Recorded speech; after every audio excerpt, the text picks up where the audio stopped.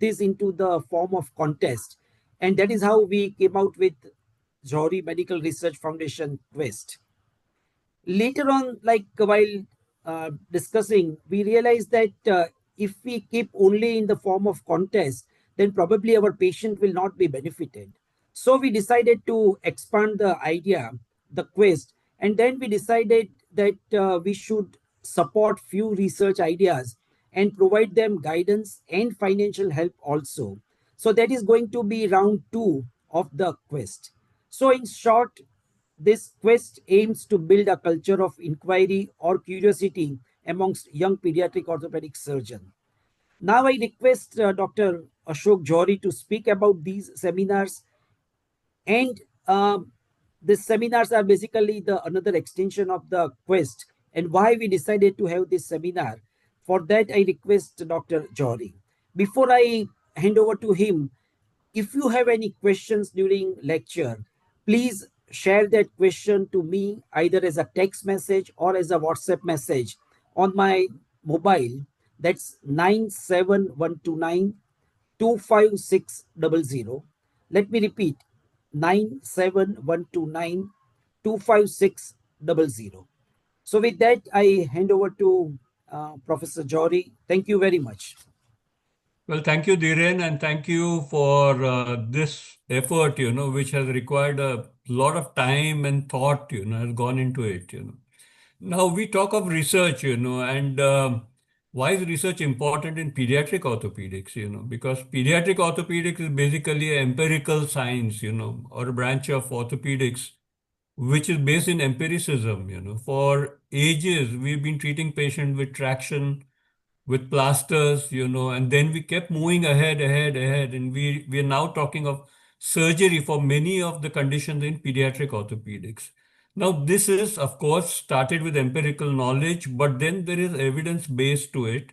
There's a backing of evidence to it, and research is creating new knowledge, So we thought we should have Professor Federico Canavese speak on research in pediatric orthopedics, the usual questions, how to do research, what research, why do we need to do research in pediatric orthopedics? Well, I think this is a very, very interesting session, and Federico, my good friend, so I'll always call him Federico, not Professor Canavese. We know each other for many decades now. Is a great academician, and a professor of orthopedic surgery at the University of Genova in Italy. He's had a very multifaceted career.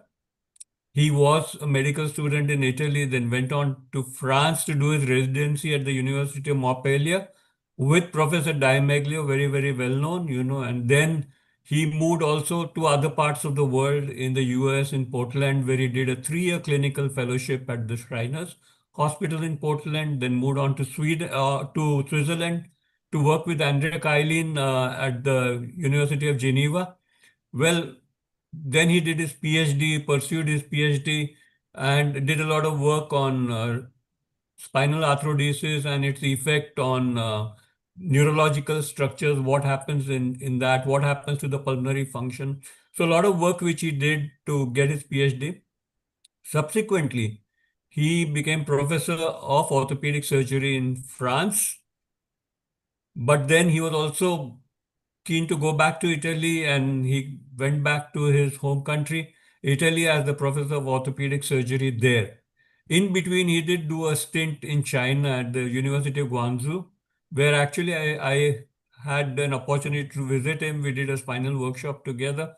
That 1 year, I think, was also very, very interesting for him. He will probably tell us about it, So Professor Canavese is a very well-known, let's say, author. He's a prolific writer. He's a prolific reviewer. He sort of utilized all talents in medicine. He is one of the highest sort of published author, I think, around 300 publications, 10 books, 80 book chapters, and what not. He also joins me for the work in JPOB.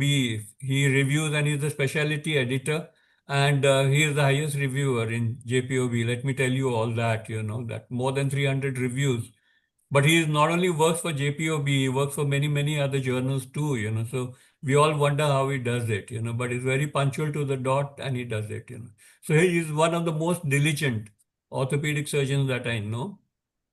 Besides all this, he's also the Secretary General of EPOS, the European Pediatric Orthopaedic Society. He finds time for that and then participation all over the world in different lecture programs, workshops, etc., etc. So I think this is a very interesting lecture he's going to give us. He's worked hard on this topic, and you will gain a lot by listening to Professor Canavese. So over to you, Fede. Thank you very much, Ashok. Thank you very much, Dhiren, for inviting me.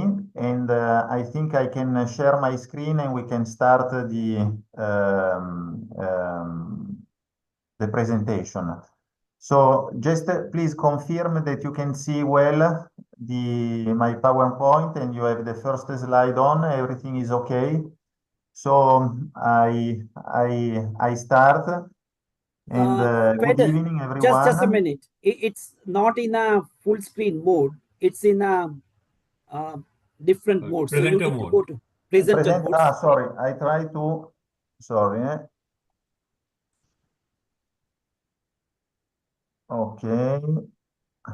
I start again. Sorry about that.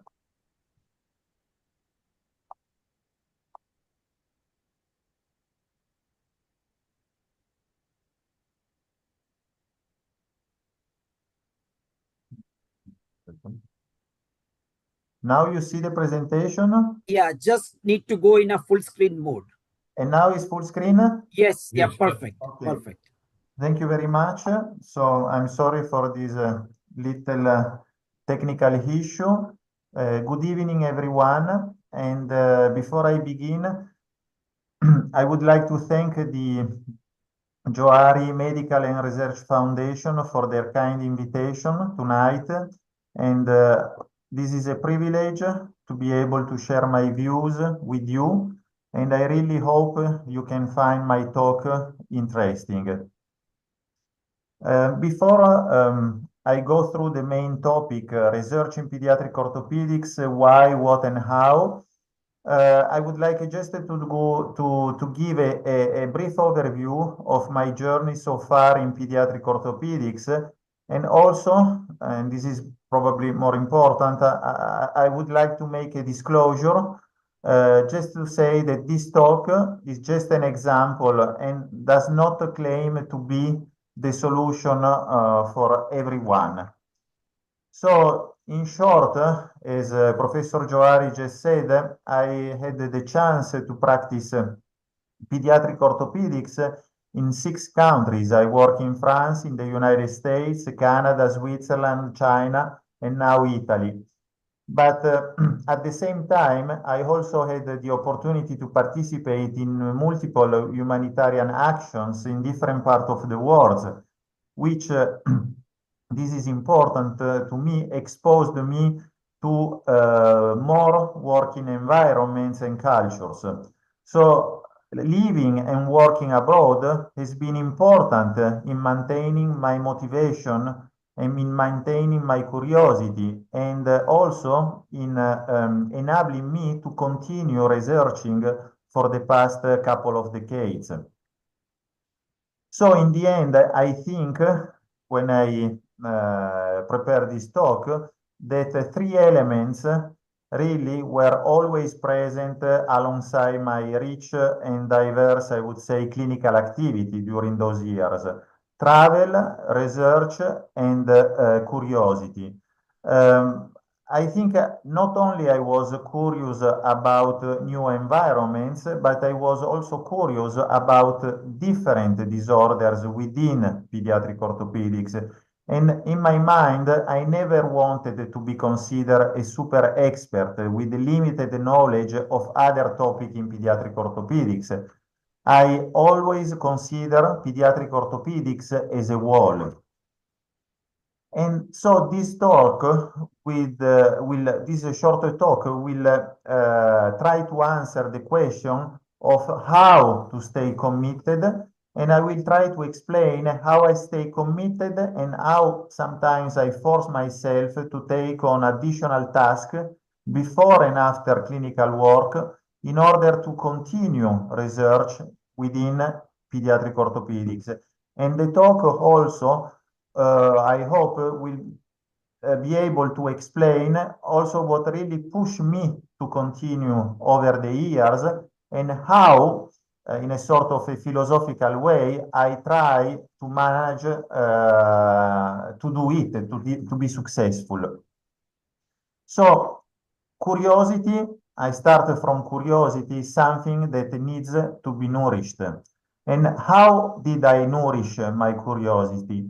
As I said before, traveling and humanitarian action are important to me, and exposure to different approaches and techniques requires critical knowledge and experience, and this takes time.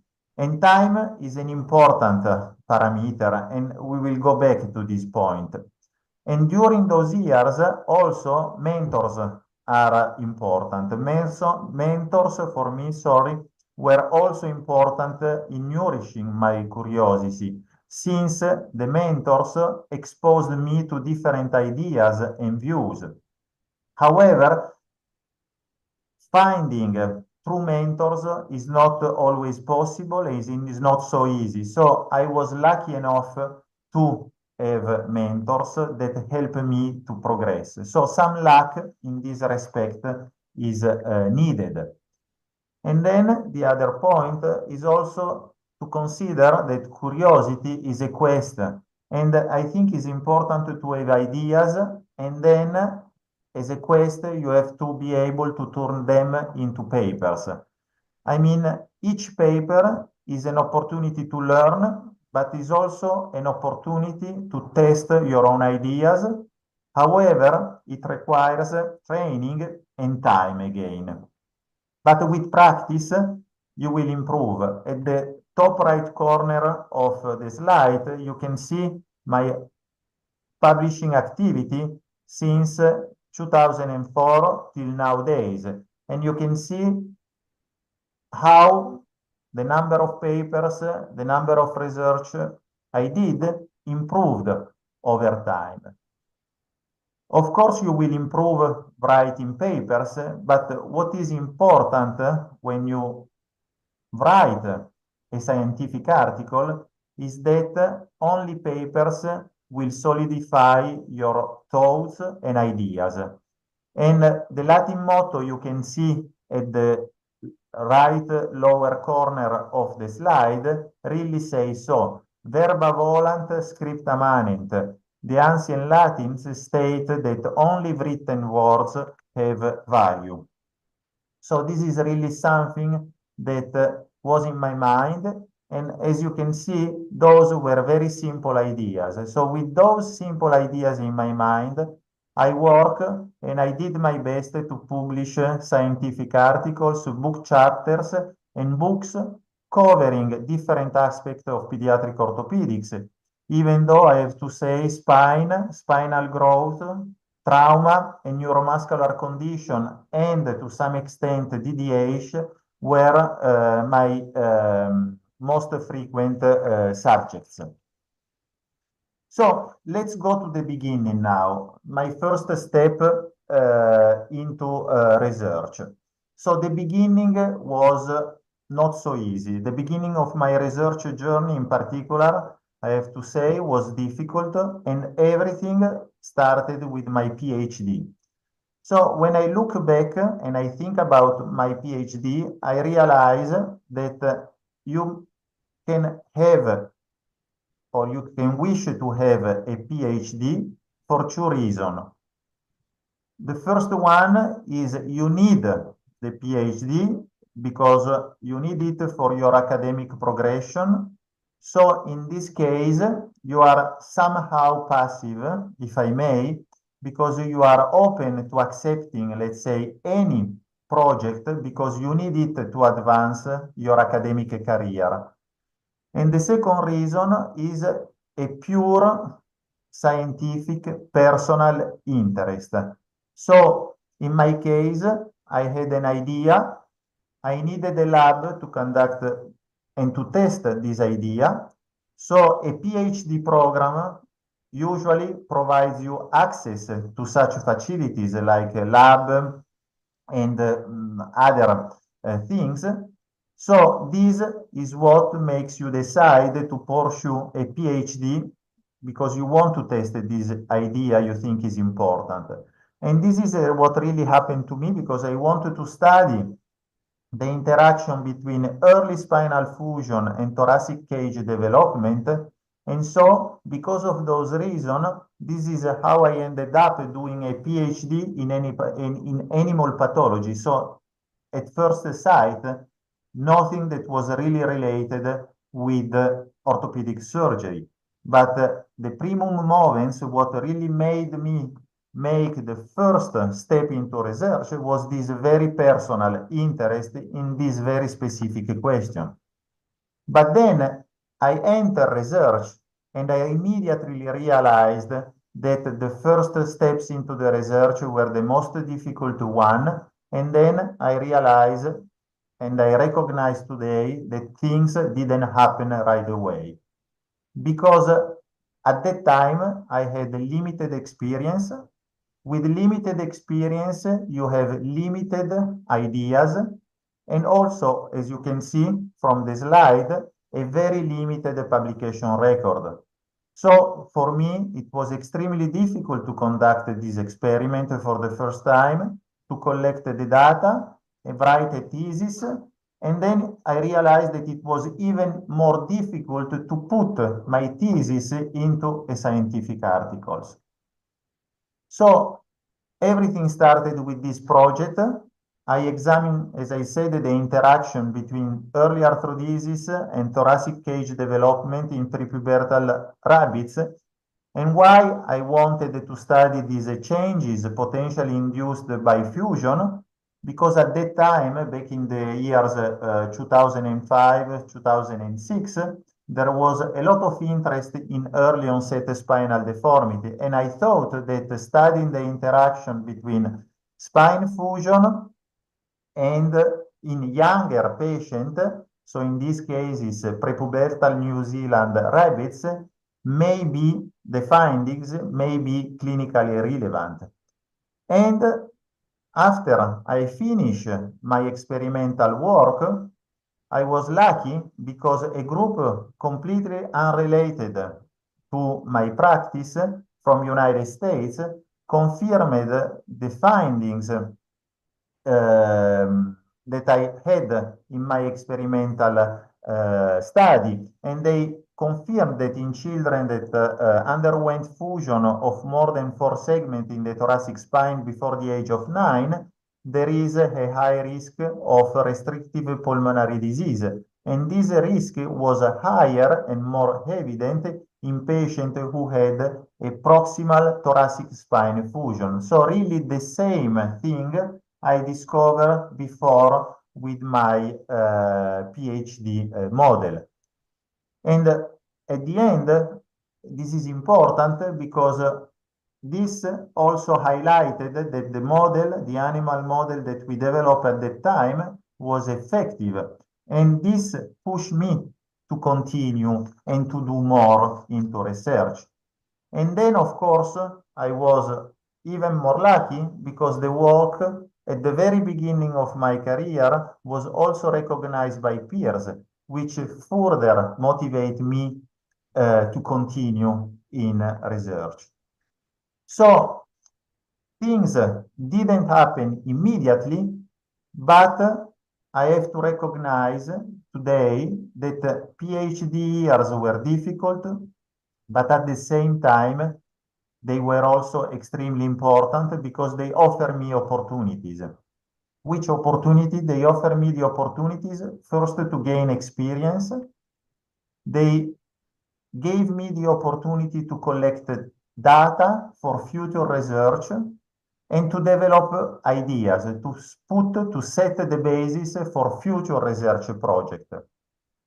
So I now realize that although my publication record, as you can see, was limited during those years, those years were really important in establishing a solid foundation for my future career as an orthopedic surgeon, of course, but mostly as an orthopedic surgeon willing to do research. So an orthopedic surgeon with a very specific interest in research. So, as I said before, my PhD studies were important to collect data for future research. So, as you can see from these slides, some of the studies that I did afterwards were directly related to my PhD subject. So, I repeated the experiment, I extended the investigation to other systems. I studied the effect on neural elements, on the cardiorespiratory function, the endocrine system, and so on and so forth. So really, I set the basis for future research that was directly related to the PhD subject. But also, I collected the data that were then used for topics, as you can see from this, that were not directly related to the PhD subject. So this gave me the opportunity to investigate the correlation between the air cortisol correlation and the stress, the surgical stress in this animal model. And then with a similar animal model, I also study the response to Achilles tendon lengthening. So as you can see, everything started from the spine, but these topics are not at all related with spinal growth. But thanks to the project on spinal growth, I had the opportunity to do this other project. And then, because my system was somehow, my model was didn't really address the dynamic of the thoracic cage. During those years, I started to think I could study the interaction between spine fusion and thoracic cage motion. But these these ideas, this project really were developed 10 or 15 years after my PhD project, but really the basis for those future research were set 1 decade before. And then also those PhD years provided me with the experience necessary to support a research project involving other animal models. So we did some studies on knee range of motion in monkeys, or we did study the interaction between DDH and oligohydramnios in chicken embryo. So really, those years were difficult, but really were solid to help me to move forward into the research world. But then you can see that after those early years, I started to focus more on clinical research because during that time, my clinical experience got better. So you see the number of publication of research project increased. However, it has to be seen, this is only time that will show that whether their impact and clinical relevance improved as well. So really, I consider the years that followed my PhD another journey, a different one to preserve curiosity. So you need the time. As I said before, things didn't happen right away. So here are 3 other more examples of clinical research projects I did that can further answer the main question of the talk. So the research in pediatric orthopedics, why, what, this is important, we will see, and how, also this is important. But remember, you need time. This is not a short time race. This is something that will take time. It will take all your careers. So, sorry, So what is the common denominator of this other project? Functional outcome of upper extremity, DDH after walking age, proximal femur fracture. They are all long-standing projects, and in all cases, for all projects, there was some sort of lack of data in the literature. So they were, this project, all opportunities to develop research over time. So another disclosure, if I can. So as we will go briefly through these three projects, please keep in mind that this is not a lecture on functional outcome of pediatric fracture or proximal femur fracture or DDH. Really, the goal of showing this project and how they work over time is just try to see how of each of these projects can highlight the importance of asking specific questions, persevering to find answer, and digging deeper. The more you dig, the more you find. And then another simple question, one paper when you move into research, even when you move towards complex question. So the first project is about, I'm going to talk briefly, is about how everything was set about proximal femur fracture in children. And this one, I choose this project to answer, to highlight the importance of time and the importance of asking simple questions one after the other. So the project began in 2018. The first publication was released 1 year after. And then everything started because we found with my colleagues that there were very few papers dealing with proximal femur fracture in children. And most of the available literature had very limited number of patients. So the first step was to collect all the cases from multiple institutions to create a solid database, which was then used to answer the several study questions. So the first question, the basic one, everything started with this paper and this question. It was very simple. You have a fracture, and what is or what are the risk factors for AVN? And we found that age, amount of displacement, and non-anatomic reduction was the answer.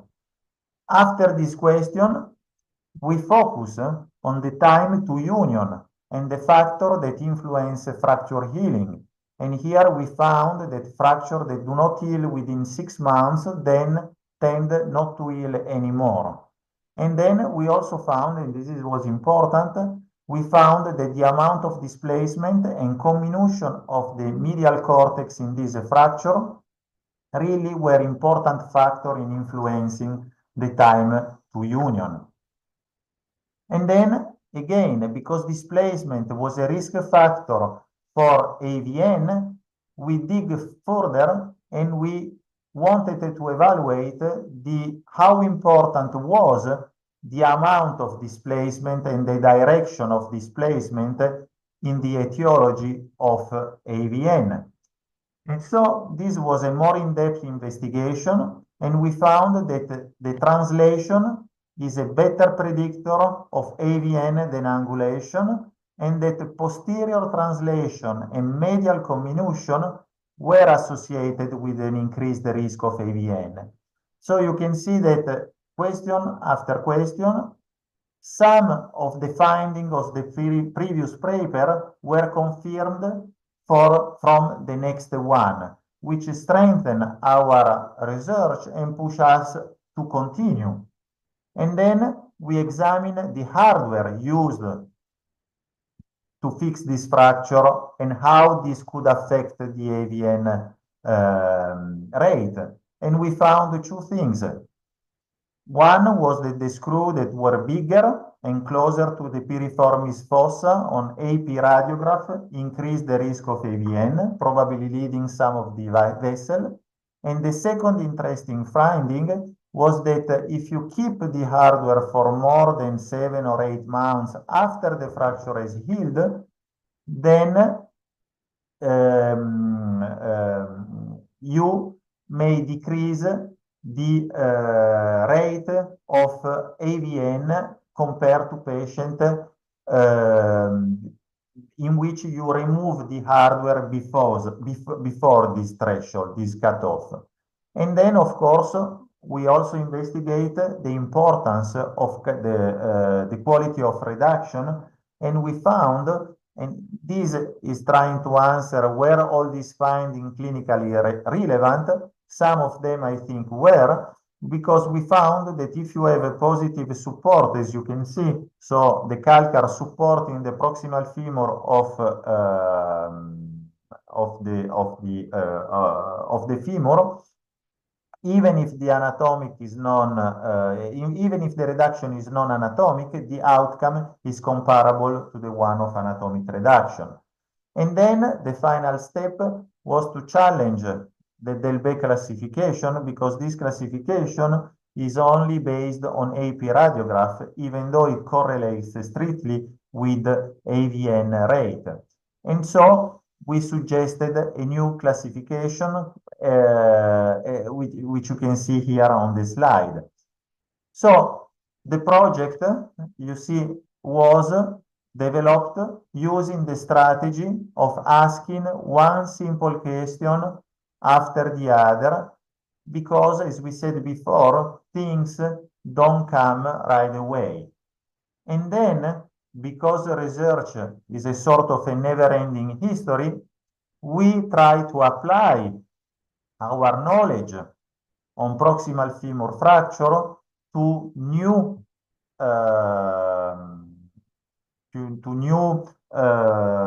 ways of supporting medicine. So, because of artificial intelligence and deep learning model, we did develop a deep learning model that is able to diagnose the fracture, but also able to differentiate the fracture from the growth plate. And then, of course, there are future projects that we would like see the light, is try to use the deep learning model we have developed for the Delbecq classification to the new classification system. The second project I'm going to summarize briefly is the one on functional outcome of upper extremity fractures, and this will highlight the importance of identifying the good subject for your research. The study question, as you can see, again, is very simple. What is the functional outcome of upper extremity fracture in children? And you may say, how can you build something meaningful on such an easy question? But you have to go back in 2010, 2011. Again, if you consider that the project began in 2012, at that time, there were very few questionnaires available to test upper extremity function, and none of them was ever be applied to children. And then, at the same time, the surgical indication to treat children's fracture were increasing. So overall, the function of the upper extremity following a fracture were not evaluated objectively. So this was the evidence. So it was clear to me that I should use the available questionnaire to adapt them to children to evaluate something, the upper extremity function of children who had undergone surgical treatment for this kind of injuries. And this was never done in an objective way before that time. So the project, you can see, started in 2012. The first publication came out in 2013. And simple question by simple question, we cover this gap into the literature. And how the gap was covered? Simply extending the idea. The first project was on proximal humerus fracture treated surgically. Function was to extend the same idea to the other upper extremity lesions. So from shoulder dislocation to the forearm and hand fractures. So overall, we proved that pediatric fractures have a positive functional outcome after surgery. The outcome can be objectively measured during questionnaires that were originally designed for adults, that in those children that undergo surgery, immobilization is shorter and most importantly, pain tend to be lower compared to purely conservatively managed patients. And again, one of these projects was recognized by peers, which provide, again, further motivation to continue. And then the third project focused on DDH after walking age, so late detected DDH. And this one, I think, highlights the importance of doing the right research in the right place. So, as it has been said, I lived and worked in China for from 2017 till 2018. And then I had the opportunity, I say this is an opportunity to develop my interest in late detected DDH because I was in an environment that was ideal. Because it was ideal, because there were many patients with the condition. The doctors there were extremely competent in managing it, and there was really a significant interest in this particular aspect of the disease from a research standpoint. So it was evident for me that I should have moved toward late detected DDH as a subject of interest because the environment was favorable to develop this. And also because I could do the research and I could do the clinical activity on the side. So I was exposed at the same time to the clinical activity, treatment of late detected DDH, and then do a clinical research on the subject. So again, research on DDH was based on the same structure, on the same path of the previous one. Simple question and step-by-step approach. So by doing so, again, another long-lasting process over the course of now almost 8 years, with my colleagues, we were able to investigate several areas of DDH, and this was, as I said before, it was an incredible clinical research opportunity for me. And of course, at the same time, it was a fantastic learning experience that at the end impacted by improving it my clinical practice. But during all this, I was really very humble and open-minded. I was there to learn and then to exchange and to progress. So this was the philosophy behind. I was not there to change the management, but I was there as a student to learn from the expert. So this approach helped me to understand and to build the research project. So if you see, the project started in 2017, and this project was very prolific because we were really in a good mood and we had the opportunity to build step by step all the research project. So I select just a few papers that I think were important. This is one of the first, this is the first one that we did, and this was probably the most relevant in my opinion. This one was about the normative value of acetabular development And importantly, we found that at least in the Chinese population, these acetabular index tend to develop and get better up to age 8 to 10.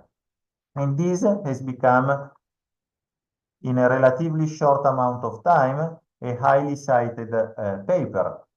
This is another important paper that highlights the fact that the years of experience do not protect you from making errors when assessing post-reduction radiographic images of patients with DDH undergoing closed reduction.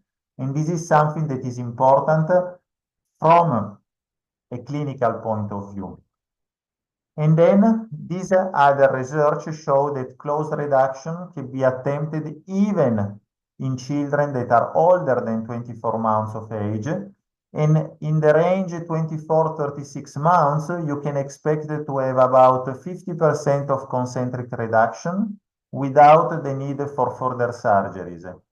And in the remaining 50%, half will require open reduction, but half you will only need to address residual acetabular dysplasia. So even in those older children, from a clinical standpoint, it's probably worth trying to do a closed reduction first.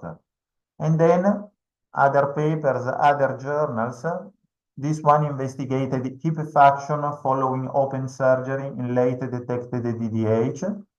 And this other just to show that over time, we extended the research to other topics, but toujours within of DDH without losing sight of the primary objective that was late detected DDH. But the group became so motivated and so organized that we were able also to investigate other areas of DDH. So here come the conclusion. So the most obvious conclusion is that there is still too much work to be done. So you can ensure that your own curiosity is preserved. And throughout all this journey, I realized that mentors who show me the way really play a fundamental role. But also I think the travels and encounters were also extremely important because travels and encounters really stimulate my curiosity and led me to begin research that then I was able and then fortunately developed further. However, this is something I didn't go really into it, but I think this is most extremely important, is that to translate research into meaningful evidence, you need to be fair with yourself. So you need to conduct research well in a fair way. And why, what, and how? Why I do research? I hope you understand that I do it because I'm interested in it and I enjoy doing it. This is the basis. Without this, at the beginning, I would have not been able to continue. So really the interest and the happiness of doing it. And then, because why I'm happy to do it? Because I'm able to write something down, because my goal is to convey a written message that remains, not just words. I want that what I think, what I truly think, what I have investigated in a fair way remains as an opinion, as an idea that is set and is there. What? I think that curiosity, as you know, has no limit, and every topic, I think, has his own interest and his own reason. So I really never ruled out a subject because it was, let's say, outside of my area of expertise. because, as I said, I do the research to test ideas, but the research is also a learning experience. So every time I goes into a project, I take it as an opportunity for me to increase my own knowledge. So really it's like for me to study, to become better, and at the end of this loop, to improve my clinical practice, so to provide better care. And how I did it, I think when I thought about how to conclude, I think I can just pick up one word. This one would be perseverance, no rush. Ask simple question, be patient, and then try to complete every project. And don't be discouraged in the sense of you do your best, you do your project, you complete it, and then you publish. Publication may be a different journey, a difficult journey, but you don't have to be discouraged. And my driving force in research are summarized in this very last slide. Baby steps, small steps equal sure success. The world never sleeps, and this is something that really keep me always thinking that time is limited, so you don't have to lose your time. And then the second part of the last picture, stop wishing, start doing, and keep going is important. This really is a sort of a life philosophy applied to research. But at the very end, I think if you go into research, you should impose yourself to progress. How to progress? Progress gradually, but steadily. Thank you very much. Yeah, thank you, Professor Federico. Before we move on for the questions, we have received few questions. I would ask Dr. Ashok to summarize this talk and then we go for the questions.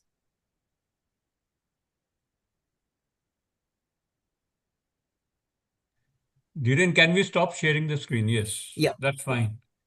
So, Federico, that was a nice lecture, and actually it becomes a very, very sort of daunting thought, because there's so much involved in research. You start with an idea, some idea comes to you, or you find a gap, knowledge gap, which you want to explore further. Then you have to set up something around it, and the problem with setting up things is the methodology of that research. And whatever else is required, which is associated with the methodology. That is very difficult for a non-researcher to understand. For clinicians to understand, how to go about. Because then it may be proven that, okay, there's a fallacy. For example, the power of the study. Clinicians are not familiar with what should be the power, how should the power be calculated, or statistics. What was not done, and then the paper is just thrown out. You've done years of work and the paper is just thrown out because of some such fallacy. So clinicians have to prepare themselves. This is a very daunting task. So idea to execution, methodology, to getting the results, to actually publishing them and speaking about them. I think, a lot more of guidance is required for everyone here. What do you have to say about it, Fede? I think that this is something that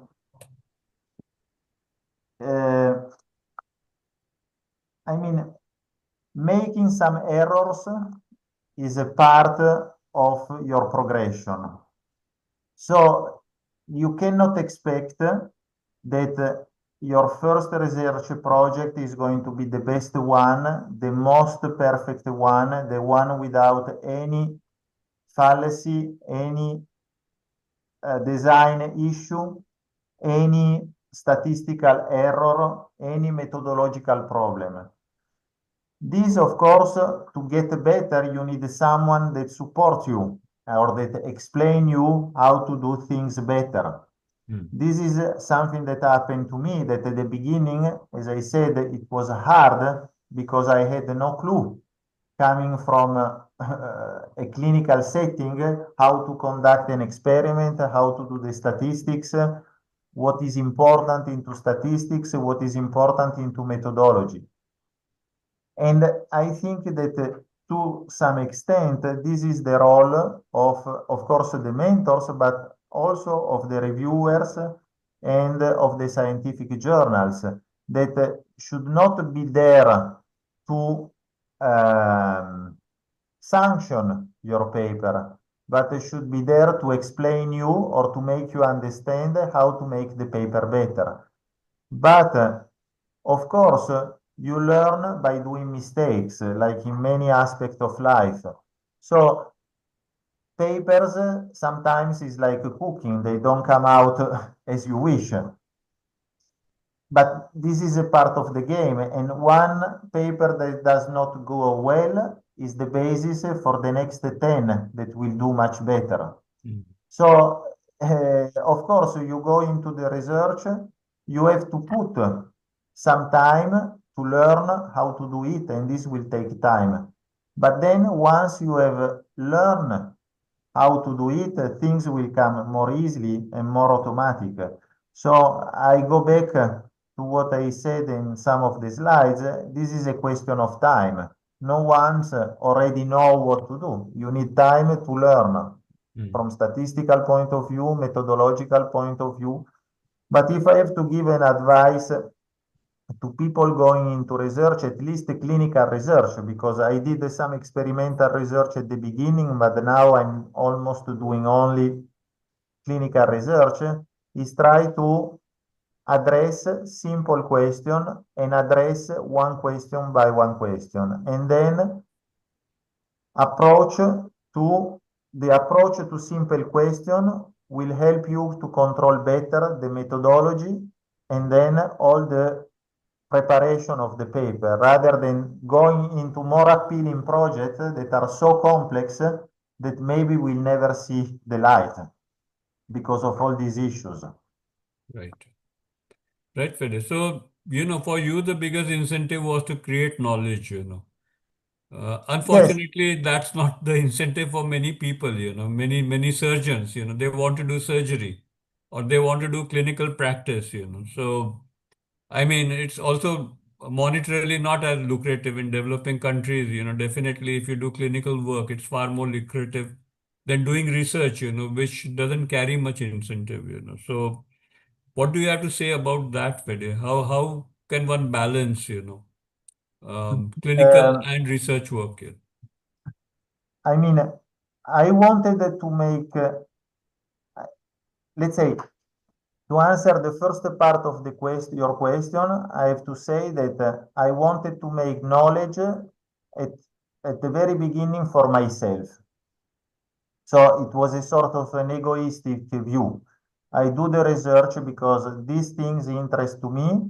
I want to learn. I want to become better me, no, as a Right. person, as a researcher. It was not.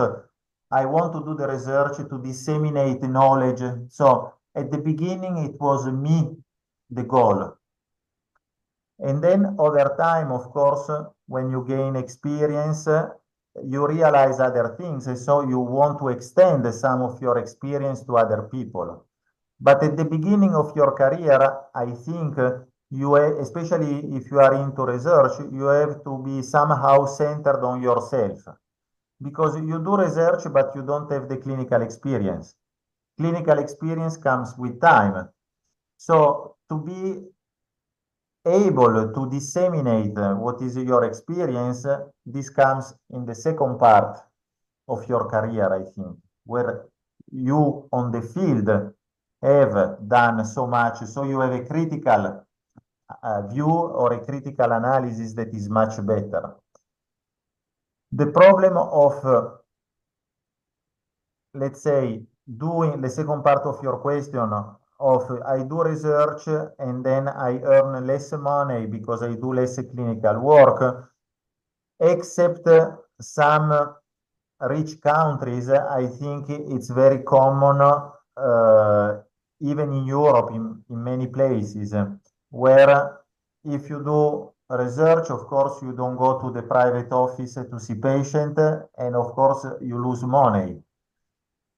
But there is nothing we can do. I think this is not an excuse. This is something that someone makes this decision on his own. I want to make money. This is my goal. I do it. I want to make research and I know that I will make less money. This is my choice. It's a choice. It's not the good or the bad choice. But of course, if you go into research, you will have other satisfaction. Because if I think to my research journey, I had the opportunity to travel, to meet people, to get to know you, Dhiren, which I would have not if I was in my office seeing patients to make money, you know. So it's a choice. I made my choice. Maybe some days I say to me, oh, I should have done differently when I'm depressed. But when I'm happy that I come back from a rewarding travel or something, I said, oh, I made the best possible choice. Right. Right, Fede. Dhiren, time is short, you know. You have any questions or from the audience side, you would like to ask something? Hello? Dhiren's, I think, having a No, I problem think with his he may Wi-Fi. be Yeah, maybe he's lost his Wi-Fi signals. Yeah, fair. So, any advice you would want? I think what you have done in your own life is a glorious example, you know, of what one goes through, you know, the travails of doing research and, you know, what losses you incur, you know, in other terms, you know, it's a loss, of course, monetarily it's a loss, you know, but what you have gained also you explained, you know, so nicely, you know, that you've done it for your personal satisfaction to satisfy, let's say, your ego or the curiosity you have when you want to actually do it, you know. Now, what advice would you give our young surgeons, you know, who generally would embark on a clinical practice, you know? I What would you think want to tell them? my advice would be if there is an interest, they should try and then give themselves some time to see what they can get from it. But my advice would be not to give a try. So, I mean, you have to at least try and see how it goes. But this is the only way to know if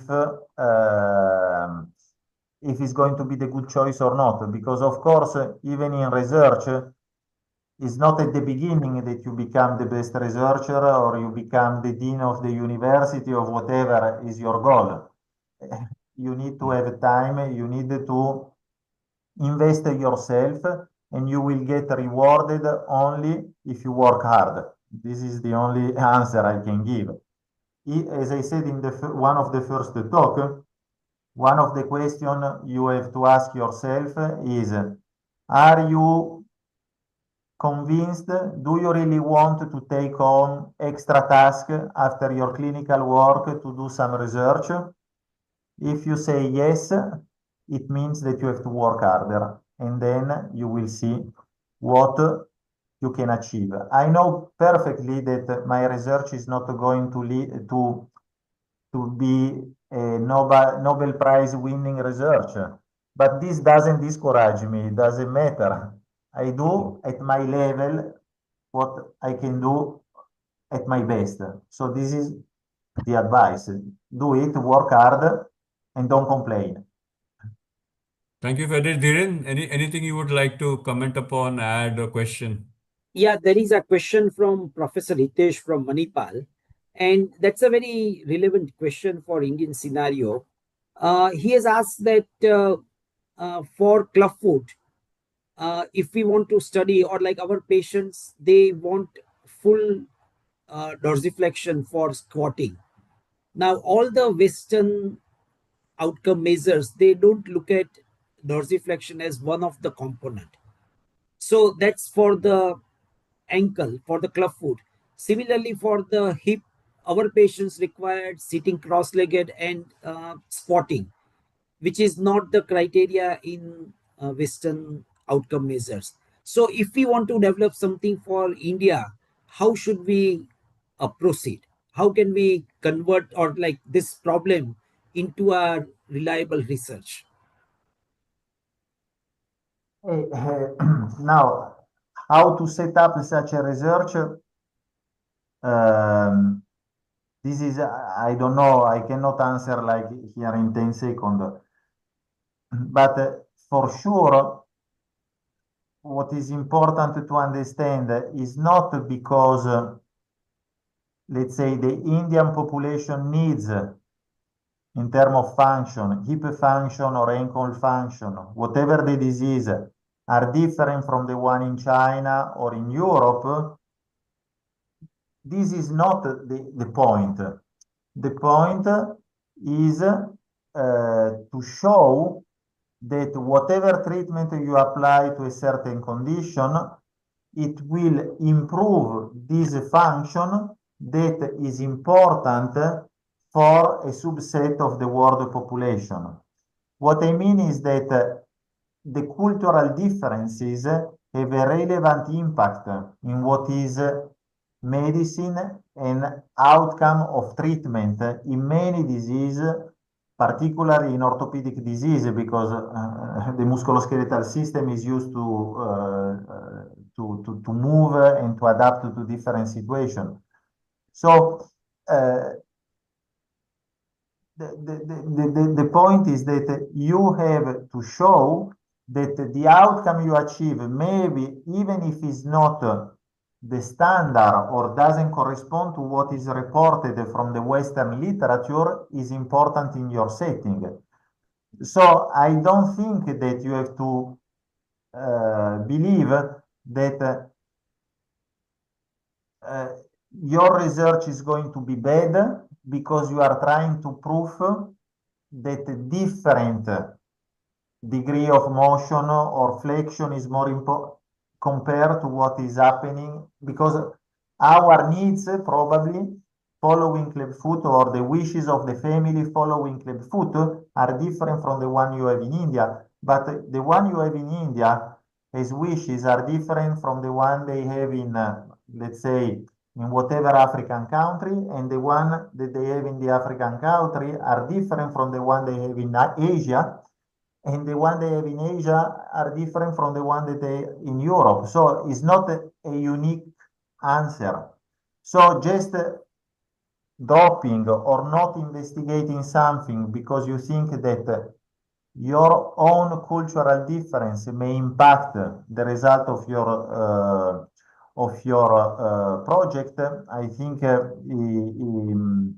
is not the way to go. No, you should go on the same. And then if you go back to this Club Food project about you should first know what are the accepted and amount range of motion for hip flexion, knee flexion, ankle flexion in the Indian population, and then check the same in your group of clubfoot patients treated according to your technique, your method, and then compare the two. This would be the easiest way. But first, you have to have the normative value for your own population. Like the radiologic study we did for the acetabular index.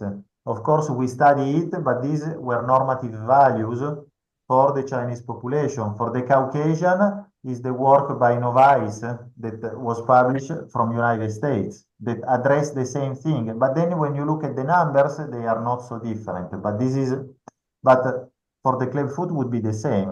You have the normal, and then you have the one you treat and you compare. This would be my approach. Well, thank you, Fede. I think we are getting late, Dhiren. I think we should now wind up, because it's getting to be late night here now. So, Fede, thank you very much for being here with us. I think we Thank can you. go on discussing, but this obviously requires more than one session. I think a lot of viewers have been benefited by what you have said, because it's like a sort of a let's say, confession of a person who is addicted to research, and why is he addicted to research, and why has he set out to do something he wants to achieve, and what are the, let's say, the side effects of doing research or the benefits of doing research. So all that is very, very important to get firsthand from somebody who's involved in research. So thank you very much, Fede. We hope Yeah. to have you further down in the in this sort of endeavor as a mentor, for some of our young surgeons, who may want to do research by themselves. With So pleasure. thank Thank you. you. Thank Yeah. Yeah. you very much. Thank And you. And before we end, I would just like to announce that we will have a couple more webinars. The next webinar is planned for the 8th of January. It's a Thursday, same time, 9 to 10 p.m. Dr. Freeman Miller from the DuPont Institute, he is going to be speaking to us on knee problems in spastic cerebral palsy, what we know, and how do we go about finding out, what to do with the things we don't know. So he is given a very apt title to that, how to discover things that we do not know about the knee in cerebral palsy. So I think that will be a very interesting webinar. So stay tuned, and we hope to meet everyone again on the 8th of January at 9 p.m. for this webinar. So thank you all for being here, and thank you, Dhiren. Final words from you. no, but thank you very much, Fed and Dr. Johari for taking up this initiative. And I'm sure that this will definitely help our patients, which is what our primary aim is. Thank you. Good Okay, night. then bye Yeah. everyone. Bye, So bye Fede. bye. Bye. Bye, Dhiren. Thank you very much. Bye. Yeah, you stop the meeting. Yeah, we just have to leave the meeting. Yeah. Thank you, Fede. Thank you very much. Thank you. I hope the talk was in the. I think it's a good beginning. It's a good beginning, for our Okay. people. Thank you. Thank you very much. Bye bye. Bye. Bye then. Good Bye night. bye.